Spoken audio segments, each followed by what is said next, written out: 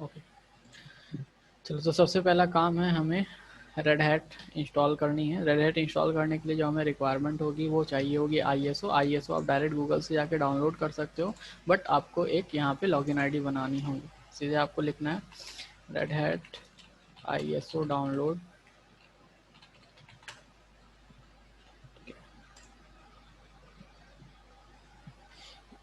ये बिना लॉगिन किए नहीं डाउनलोड होगी, मेरा यहाँ लॉगिन पहले से बना हुआ है। ठीक है, तो अभी सबसे पहले आपका ये बीटा वर्जन है, मत डाउनलोड करना। बीटा वर्जन में काफ़ी चेंजेस होते रहते हैं। जो स्टेबल वर्जन है वही डाउनलोड करना, किसी भी सॉफ्टवेयर का हो। ठीक है, ये सिर्फ टेस्टिंग पर्पज़ के लिए होता है। फिलहाल हम 8.2.0 डाउनलोड करना है, तो यहाँ पे 4 तरीके के डाउनलोड दिए गए हैं। ये boot.iso और dvd.iso में फ़र्क ये है कि आई थिंक अगर सर्वर आपने पढ़ लिया है, किसने किसने WDS किया है? WDS किया है किसी ने, जिसने यहाँ पे सर्वर पढ़ा हो? नहीं सर, अभी स्टार्ट नहीं हुआ। अच्छा, अभी नहीं किया है। तो वहाँ पे देखना 2 फाइल वहाँ पे हम लोकेट करवाते हैं जब भी हमें सर्वर के थ्रू इंस्टॉलेशन करनी होती है विंडोज़ की या फिर किसी भी ऑपरेटिंग सिस्टम की। तो अगर सर्वर के थ्रू करना है तो सिर्फ boot.iso फाइल आप उठा लो। ठीक है, पूरा ऑपरेटिंग सिस्टम चाहिए तब आपको डीवीडी चाहिए होगी। डीवीडी 2 में आती है, ये x86 और 64। किसी को पता है x86 क्यों बोला जाता है 32 बिट को? कोई बताएगा, या इससे पहले किसी ने क्वेश्चन पूछा हो आपसे?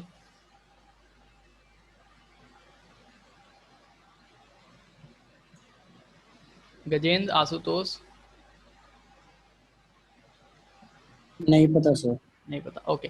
देखो x86 इसलिए बोलते हैं, जब शुरू में हमारा प्रोसेसर बना था, प्रोसेसर क्या वो माइक्रो प्रोसेसर इंटीग्रेटेड कंट्रोलर्स थे, तो उनकी एक सीरीज चलती थी 81086 82086, आप यहाँ देख भी सकते हो।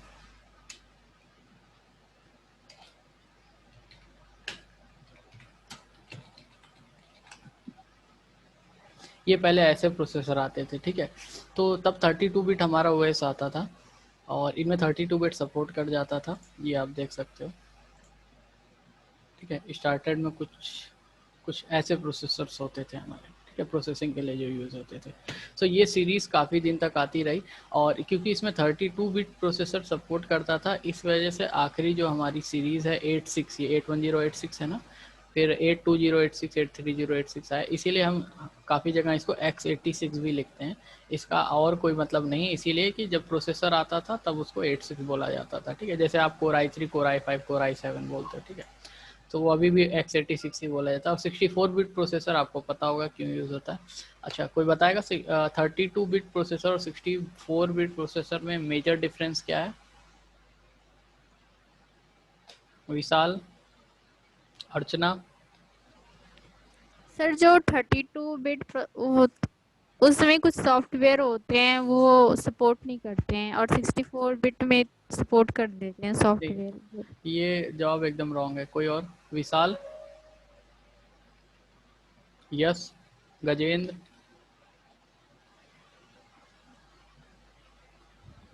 सर जो 32 बिट में जो डेटा ट्रैवल करता है ना, वो मतलब 64 के कंपैरिजन बहुत कम होता है। वो एक लाइन में डेटा ट्रैवल करता है 0101 के उसमें, और 32 के उसमें वो कम ट्रैवल करता है, 64 में ज्यादा कंपेटिबल होता है वो। ओके, आई थिंक अभी थोड़ा सा कन्फ्यूजन है, मैं चलो इसको सॉल्व कर देता हूँ। देखो ये जो 32 बिट है एग्जैक्टली ये 2 की पावर 32 और 2 की पावर 34 बिट होता है। ठीक है, 2 की ये पावर का सिंबल हो गया 32। ठीक है, अगर 2 की पावर 32 को आप सिंप्लीफाइड करोगे तो इतने नंबर ऑफ बिट्स जो है यहाँ पे आपका आता है। ठीक है, सो बिट्स को अगर केबी में कन्वर्ट करेंगे तो किस में डिवाइड करना होगा? Divided by 1024। तो ये क्या हो गया? 4194,304 किलो बाइट्स ऑफ मेमोरी हो गया। ठीक है, इसको फिर से डिवाइड कर देते हैं 1024 से, ये मेगा बाइट ऑफ मेमोरी हो गया। ठीक है, अगर इसको फिर से डिवाइड कर दिया 1024 तो ये गीगाबाइट ऑफ मेमोरी हो गया। तो 2 की पावर 32 बिट का जो प्रोसेसर है वो 4 gigabyte of memory at a time process कर सकता है। ठीक है,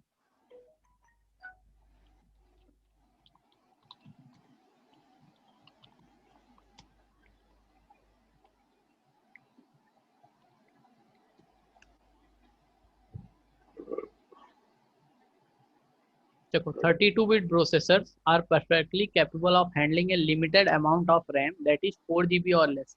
अगर आपने 32 बिट का प्रोसेसर लगाया है तो 4 GB से ऊपर की मेमोरीज को नहीं हैंडल कर सकता, और यही केस आता है आपके ऑपरेटिंग सिस्टम में भी।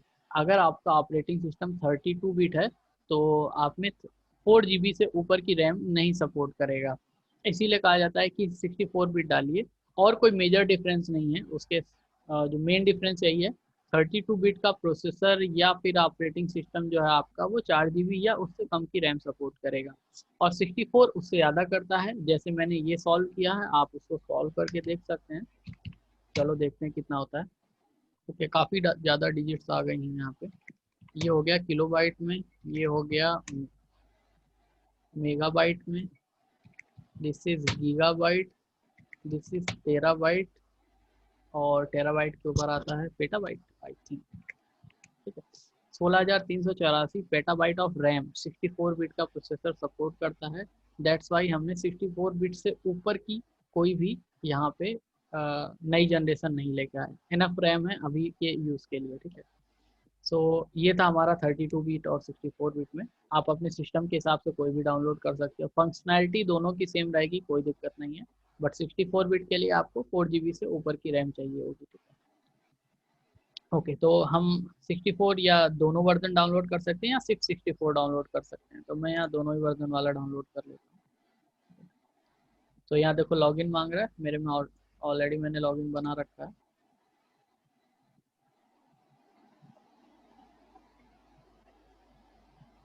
ये 8 GB का होगा करीब।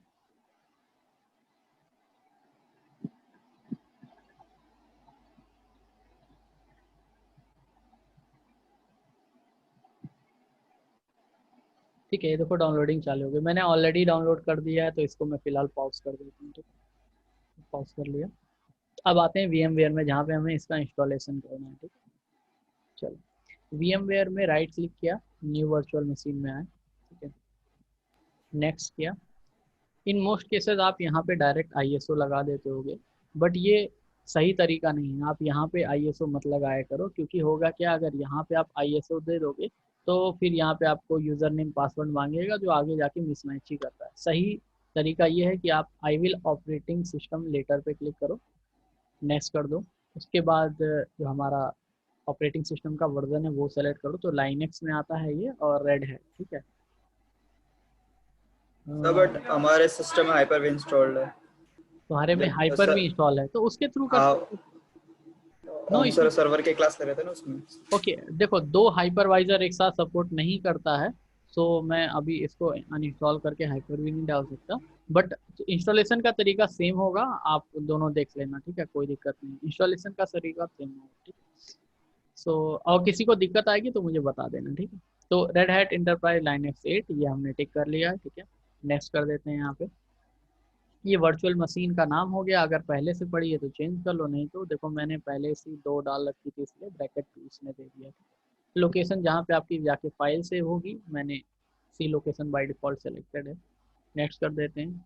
ये सिंगल फाइल और मल्टीपल फाइल्स के लिए मांग रहा है कि जो आपका डेटा है वो एक सिंगल फाइल में स्टोर हो या उसको मल्टीपल फाइल्स में ये स्प्लिट कर दे। ठीक है, तो और साथ में स्टोरेज भी मांग रहा है, तो 20 GB एनफ है, मैं 40 GB दे देता हूँ। ठीक है, और as a single file store कर दिया। नेक्स्ट कर देते हैं। ठीक है, कस्टम हार्डवेयर में आ जाते हैं। तो सिंगल में और मल्टीपल में क्या डिफरेंस हुआ था सर इसमें? मैं बता देता हूँ। डॉक्यूमेंट हो गया, वर्चुअल मशीन हो गया। ठीक है, ये देखो ये मल्टीपल फाइल्स में आपका ये जो डेटा है ये स्टोर है। ठीक है ना, इससे क्या होता है, जब चीज़ें मल्टीपल फाइल्स में स्टोर रहेंगी तो आपको एक जगह से दूसरी जगह से ट्रांसफ़र करने में थोड़ी सी दिक्कत होगी। सिंगल फाइल में स्टोर रहेंगी तो आप उस फाइल को कहीं और ले जाके डायरेक्टली, जैसे आप पेन ड्राइव में कॉपी करते हो ना ISO फाइल, वैसे ही पेन ड्राइव में पूरा पूरा OS कॉपी कर लोगे, दूसरी यहाँ जाओगे OS को पेस्ट करोगे, और यहाँ पे एक ऑप्शन होता है, रुक जाओ एक सेकंड, इसको फिनिश करने को दिखाता हूँ। फाइल ओपन, और यहाँ से उस फाइल को डायरेक्ट ओपन करके और OS को बूट करवा सकते हो, इसलिए हम सिंगल फाइल में कर सकते हैं। ठीक है, फिलहाल अभी यहाँ आ जाते हैं। फिर से हमने ये जो फाइल बनाई थी, ये 2 बनाई थी, अब इसमें कुछ चेंजेस करने होंगे। एडिट वर्चुअल मशीन्स, है। सो मेमोरी 2 GB कम है, मैं एटलीस्ट 8 GB दे देता हूँ, ठीक है। और यहाँ पे प्रोसेसर ठीक है, हार्ड डिस्क ओके है, और CD DVD। Network adapter NAT रखिएगा, नेट में ये रहेगा कि आपका इंटरनेट चलता रहेगा और ऑटोमेटिकली IP मिल जाएगी आपके VMware सिस्टम से। ओके कर देते हैं और यहाँ पे बूट करवा देंगे।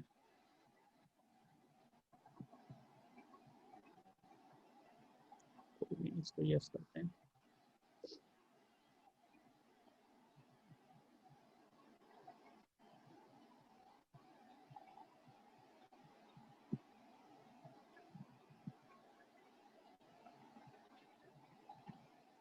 यहाँ पे एक चीज़ हम लोग भूल गए थे, शट डाउन करते हैं इसको, यहाँ राइट क्लिक करते हैं, सेटिंग्स में आएंगे।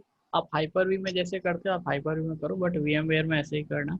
CD DVD में आते हैं और ISO इमेज को ब्राउज कर देते हैं, ठीक है। तो ISO इमेज मैंने यहाँ पे EOS और हाँ 8.2 ओके ये कर दिया। अब इसको बूट करवा देते हैं,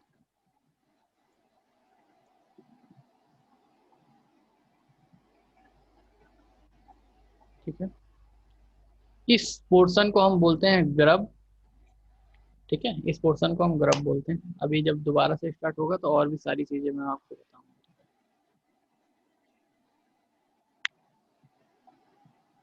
ग्रब का काम ये होता है कि आपकी हार्ड डिस्क, जो भी कनेक्टेड हार्ड डिस्क है, उसमें कौन कौन से ऑपरेटिंग सिस्टम है वो सर्च करना और आपको एक प्रॉम्प्ट देना कि वहाँ से आप चूज कर सको किस ऑपरेटिंग सिस्टम के साथ आपको बूट करवाना है, ठीक है।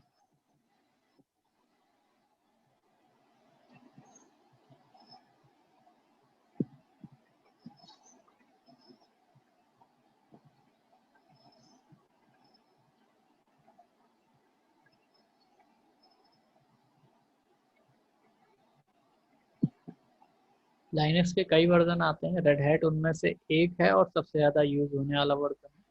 आप सेंटोस, फेडोरा या कोई और भी यूज़ कर सकते हो। अबंटू भी एक लाइनक्स का ही वर्जन है, बट सबसे ज़्यादा यूज़ होने वाला रेड हैट है। कई ऑपरेटिंग सिस्टम में आपको सपोर्ट नहीं मिलेगा, उनकी फाइल्स नहीं मिलेंगी, इस वजह से नहीं यूज़ करते। रेड हैट एक सिंगल ऐसी कम्युनिटी है जिसमें आपको सपोर्ट मिलता है, फाइल्स मिल जाएंगी, इसकी सारी अपडेट मिल जाएगा। इसी वजह से कंपनियां जिनको लाइनक्स यूज़ करना होता है रेड हैट ही यूज़ करती हैं।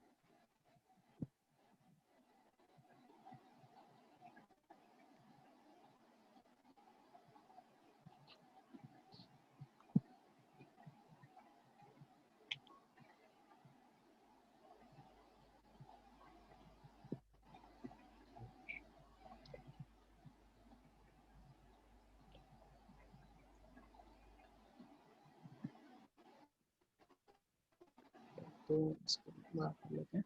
चलो यहाँ इंग्लिश में सेलेक्ट कर लिया, इंग्लिश में, इंग्लिश इंडिया, ठीक है।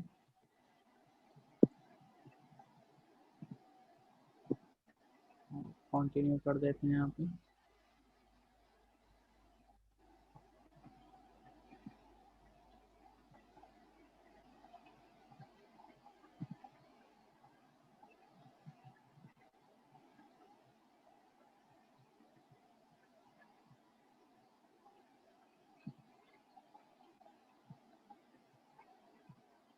ठीक है, वहाँ 2 बार इंग्लिश इसलिए सेलेक्ट किया था, मैं बता देता हूँ।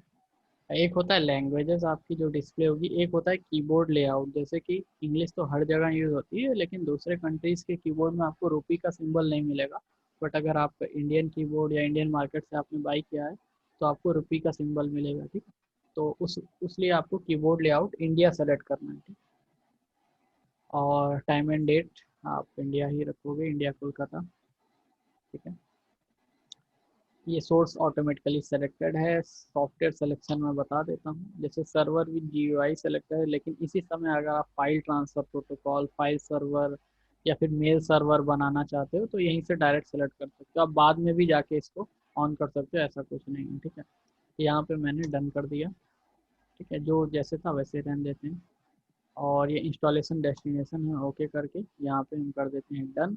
अभी हम इसके बाद मैनुअल पार्टीशनिंग करेंगे, ये ऑटोमेटिक पार्टीशनिंग में हम जा रहे हैं। जब हम थोड़ा सा काम करना सीख जाएंगे तब मैनुअल पार्टीशनिंग भी करेंगे, ठीक है। ये इसको हमने कर दिया डन, ओके। और बाकी सब कुछ ओके है। अगर सिक्योरिटी पॉलिसी उसके लिए, जैसे कि आप सर्वर पढ़ रहे हो तो अभी इसमें ग्रुप पॉलिसीज़ पढ़ोगे, आपकी कंपनी में कुछ सिक्योरिटी पॉलिसी चलती है, उनको यहाँ ला के ऐड करवा सकते हो। होस्ट यहाँ से कनेक्ट करवा दो, अगर यहाँ पे अपडेट की ज़रूरत होगी डायरेक्ट अपडेट हो जाएगा। ठीक है, बाकी सब कुछ ओके है। बैक इंस्टॉलेशन कर देते हैं। दो तरीके के पासवर्ड की ज़रूरत होती है। रूट जो होता है वो यहाँ का एडमिन होता है, जैसे कि हार्डवेयर में चेंजेस करना है, नया यूज़र बनाना है या ऐसा कुछ करना है तो आपको रूट पासवर्ड की ज़रूरत होगी। ठीक है, तो कोई भी दे दो आप, 8 डिजिट तक का मिनिमम दे सकते हो या उससे कम भी दोगे तो ले लेगा, बस एक थोड़ी सी वार्निंग देगा आपको। ठीक है, बाकी एक यूज़र यहाँ पे क्रिएट कर लेते हैं जिसके थ्रू ये लॉगिन करेंगे। आप रूट के थ्रू भी लॉगिन कर सकते हो, लेकिन हमेशा रूट के थ्रू नहीं आप लॉगिन यूज़ करोगे। 123 123। अगर इस ऑप्शन पे आप टिक कर लोगे तो इस यूज़र को भी रूट का एडमिन, रूट का परमिशंस मिल जाएंगी सारी। ठीक है, यहाँ पे डन कर दिया। सो ये सब होने में करीब करीब आपका लग जाएगा ½ लग जाएगा। तो और इसके बाद डायरेक्टली आपका ये सिस्टम ओपन ही हो जाने वाला है। ठीक है, तो अब आ जाते हैं, मैंने ऑलरेडी एक सिस्टम इंस्टॉल कर रखा है ताकि आपको टाइम नहीं खराब हो आपका। इस सिस्टम को मैं ऑन कर लेता हूँ और फिर इसमें इंस्टॉलेशन सीखेंगे, सॉफ्टवेयर इंस्टॉलेशन सीखेंगे।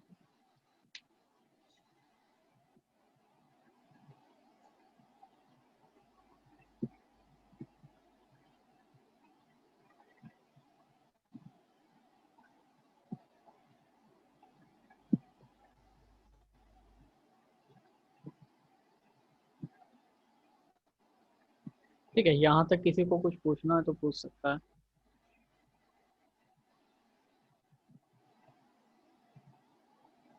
अंकित, आशुतोष।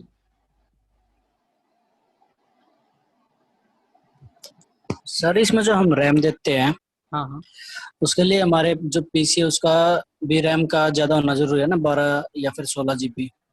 देखो आप कम से कम 1 या 2 GB दो तो भी आपका काम चल जाएगा, बस स्लो चलेगा। बट मेरे में जितनी खाली रैम थी, आई थिंक, हाँ मेरे में तब 11-12 GB खाली थे तो मैंने 8 GB दे दी। आप 4 GB दे सकते हो, वो तो डिपेंड करता है आपके हार्डवेयर के ऊपर। ठीक है,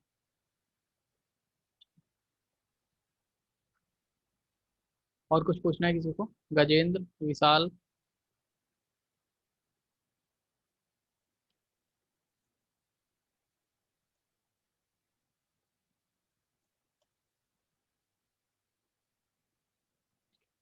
इसके बाद आपको कोई चीज़ नहीं करनी होगी। इसके बाद आपका सिस्टम ऑन होके लॉगिन स्क्रीन पे आ जाएगा। एक जगह सिर्फ आपको एक तरीके का लाइसेंस एग्रीमेंट एक्सेप्ट करना होगा। ठीक है, इसीलिए मैं उस चीज़ को स्किप कर रहा हूँ, डायरेक्ट इस सिस्टम में आके आपको सॉफ्टवेयर इंस्टॉलेशन बता देता हूँ इसमें। ठीक है,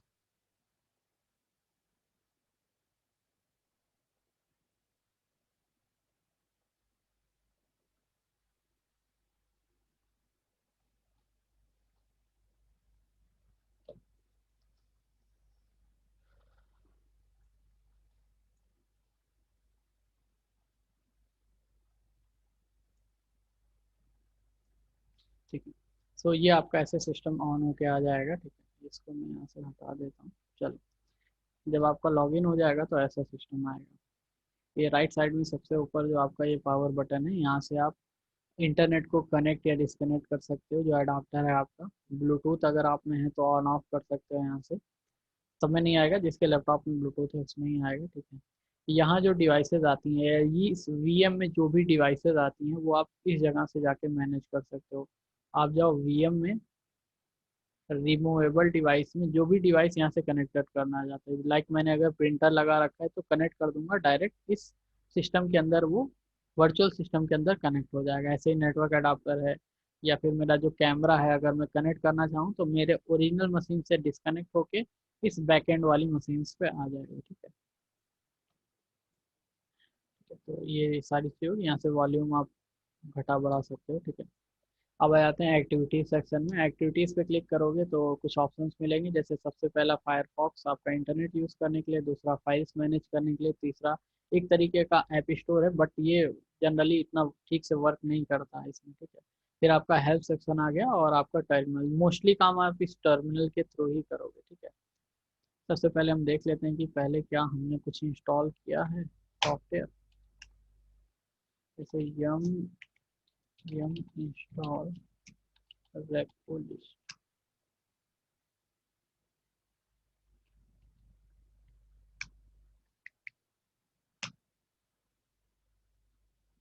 ठीक है, तो अभी तक इसमें कोई भी सॉफ्टवेयर नहीं इंस्टॉल हुआ है। अगर सॉफ्टवेयर इंस्टॉल की बहुत सिंपल सी कमांड होती है, यम स्पेस इंस्टॉल, और जो भी आपके सॉफ्टवेयर का नाम है, जैसे एक सर्विस है HTTPD, इसको इंस्टॉल करना है, इंटर करोगे। अगर आपने सही से पूरा सिस्टम कॉन्फ़िगर कर रखा है तो इंस्टॉल हो जाएगा। यहाँ पे एक चीज़ बार बार दे रहा है, रेपोजिटरी। तो रेपोजिटरीज होती क्या है, पहले देख लेते हैं रेपोजिटरीज क्या होती हैं।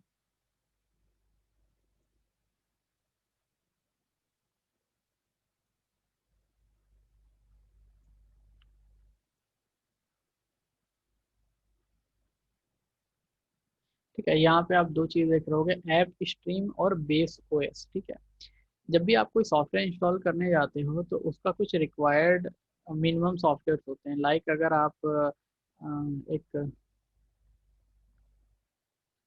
एक प्रोग्राम इंस्टॉल करने जा रहे हो अभी,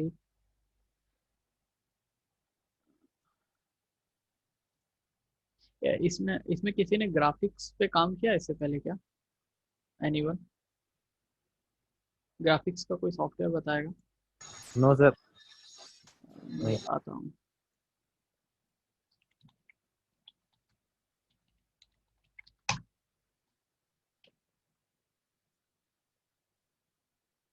मैं आपको बताता हूँ एक दो सॉफ्टवेयर।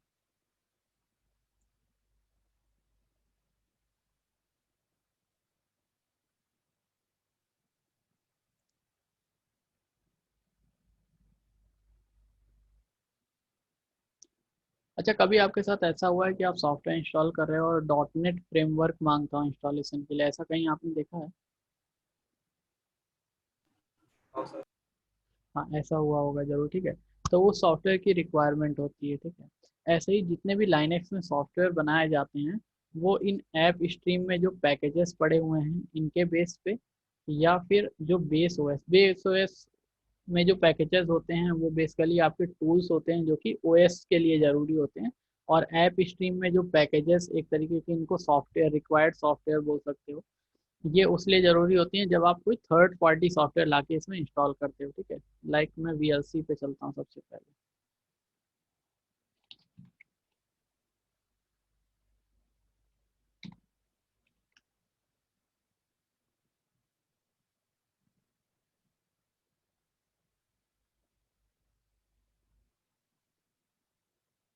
ठीक है, सबसे पहले देख लो कि लाइनेक्स के कितने वर्जन आते हैं। जैसे डेबियम, उबुंटू, मेंट, ओपनसुसे, जेंटू, फेडोरा, कई तरीके के आते हैं। जो हम यहाँ यूज़ कर रहे हैं वो रेड हैट कर रहे हैं। रेड हैट प्लेटफॉर्म के जो भी सॉफ्टवेयर होते हैं वो .rpm में आते हैं। ठीक है, क्लिक करते हैं।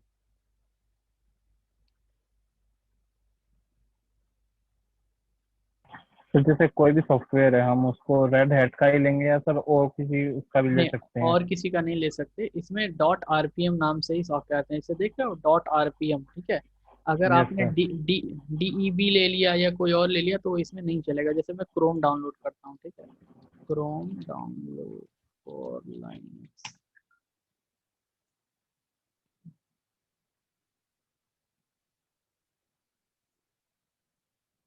नहीं, ये नहीं, मुझे उस सिस्टम में ही खोल लेना तो इंटरनेट ज़्यादा सही है। चलो यहीं पे इंटरनेट खोल लेते हैं, यहीं से अपना इंस्टॉलेशन करते हैं।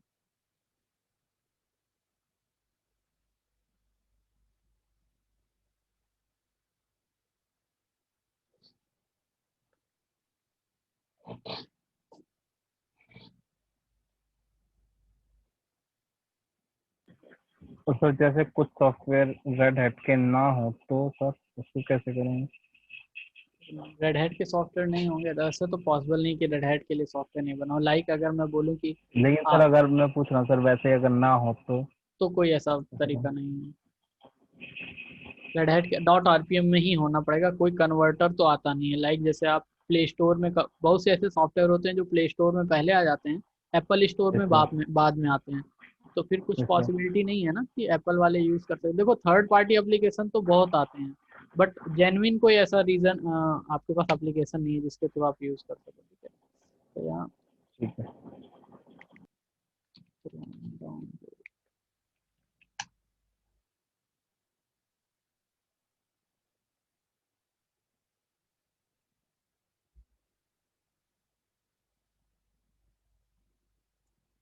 यहाँ पे दो तरीका मांग रहा है, देखो, डेबियन या एबुंटू और फेडोरा या ओपन सूसी। तो इसमें डॉट आरपीएम सपोर्ट करता है आपके रेड हैट में, तो आप डॉट आरपीएम ही इंस्टॉल करना है या डाउनलोड करना है, ठीक है। ओपन सॉफ्टवेयर सेव फाइल, तो ये फाइल हमारे सेव हो गई।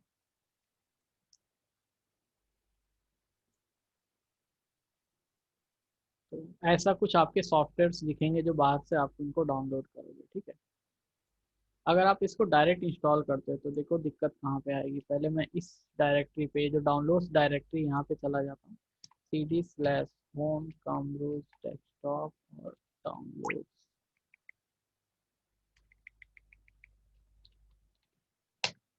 पहले लिखते हैं, तो ये देखो ये हमारा सॉफ्टवेयर यहाँ पे दिखाने लगा। इसको इंस्टॉल करना है तो लिखना होगा yum space install space Google, copy paste कर देते हैं।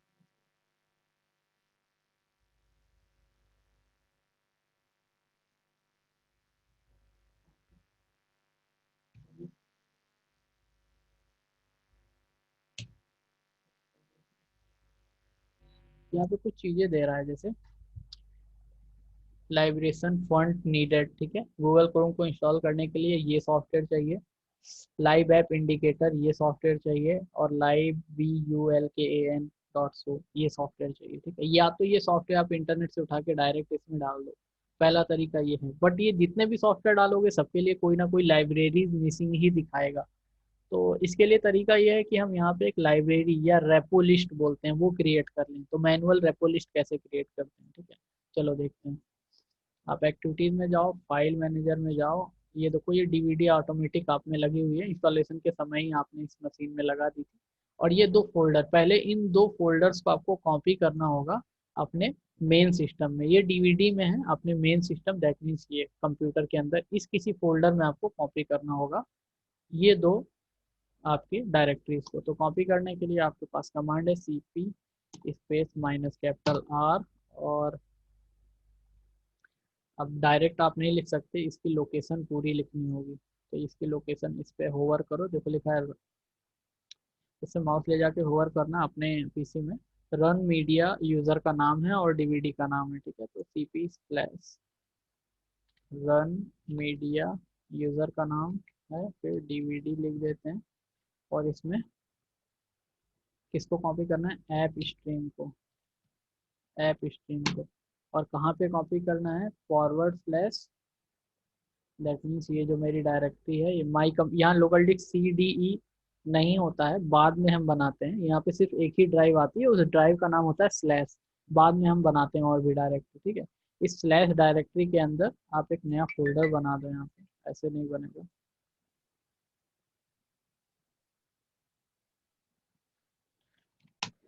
123 CD/mkdir और /rpms।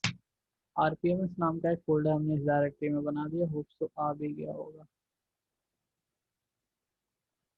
ठीक है। ये डायरेक्टरी, ये फोल्डर बन गया, ठीक है।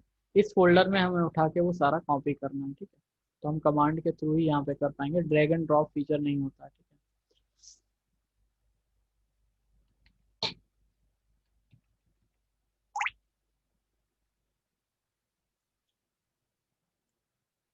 ठीक, तो cp space -R slash run slash media RH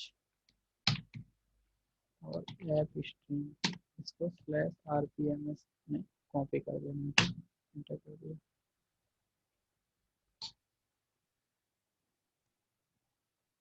ठीक है, तो ये 5 या 6 GB की फाइल होगी, थोड़ा सा टाइम लेगी, 1 से 1.5 मिनट कॉपी होने में, ठीक है।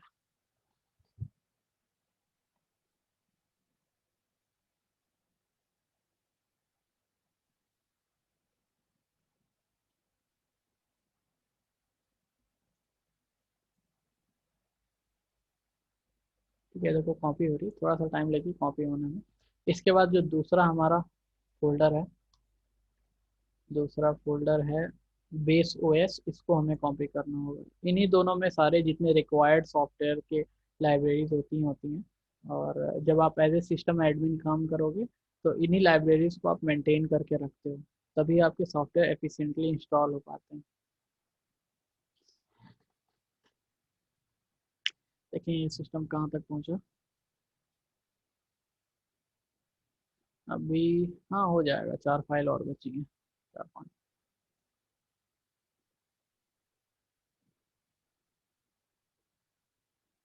तो लोग की सर्वर की क्लास कब से है? 3 बजे से। ओके, 3 बजे से, ठीक है।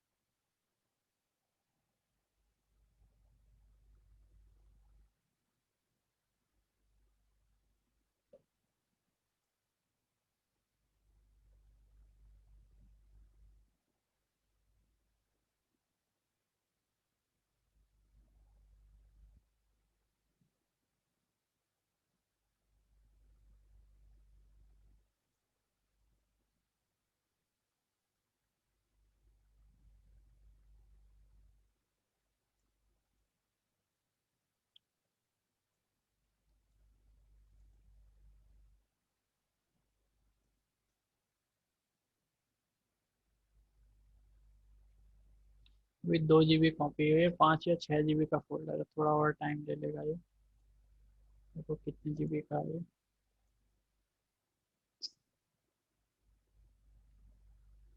0.8 GB का है। दूसरा टर्मिनल ओपन कर लीजिए। स्पीड उतना ही लगना है, टाइम उतना ही लगना है। 6 GB का है, टाइम तो उतना ही लगेगा, ठीक है, वेट करना पड़ेगा इसके लिए थोड़ा सा। तब तक इधर वाली इंस्टॉलेशन हमारी कंप्लीट हो जाएगी।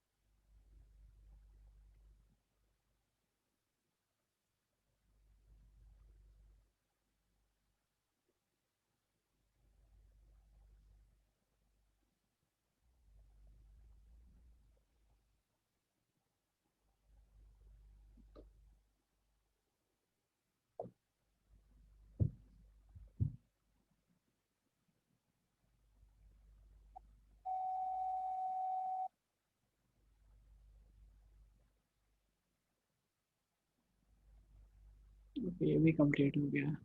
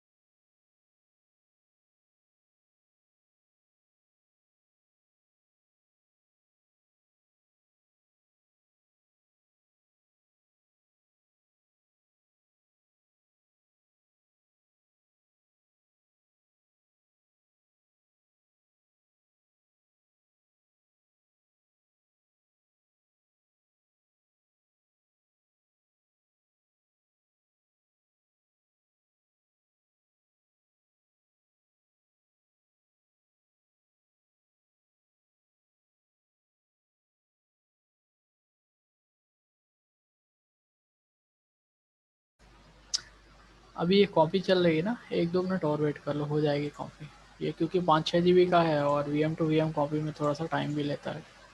तो आप भी जब कॉपी करोगे तो आपको वेट करना पड़ेगा।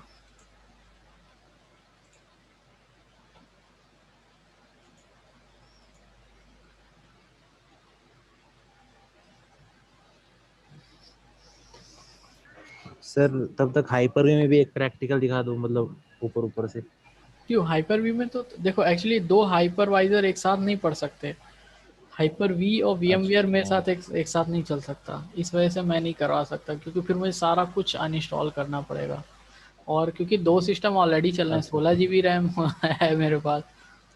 सर्वर होता तो करवा भी देता, बट अभी तो वैसे भी हैंग कर रहा है, देख रहा है 2 सिस्टम में। हाँ।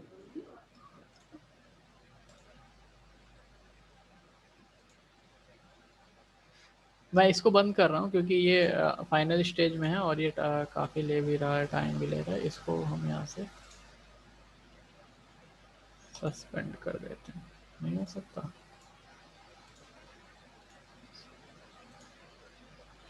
क्योंकि यही ज़्यादा रैम ले रहा है।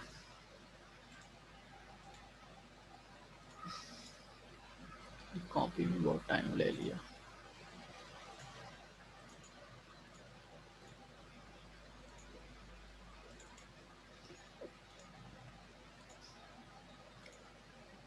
इसको कितनी रैम दी है? 8 GB तो दी है अपने पास।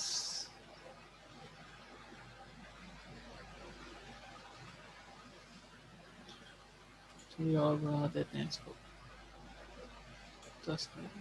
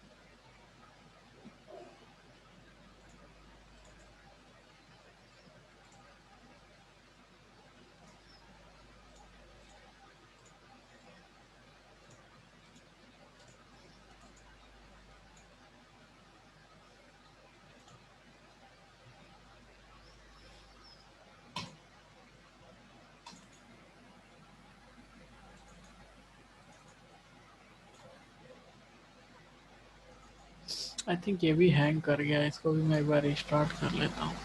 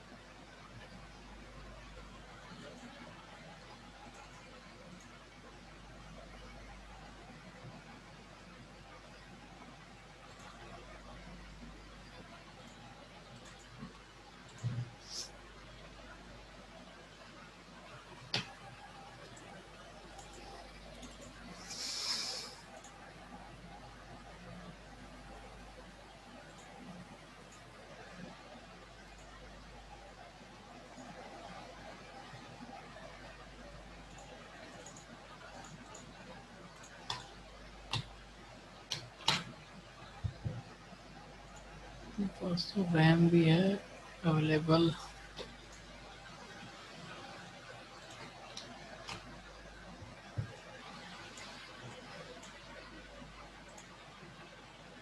अनमेश सर आप हो क्या?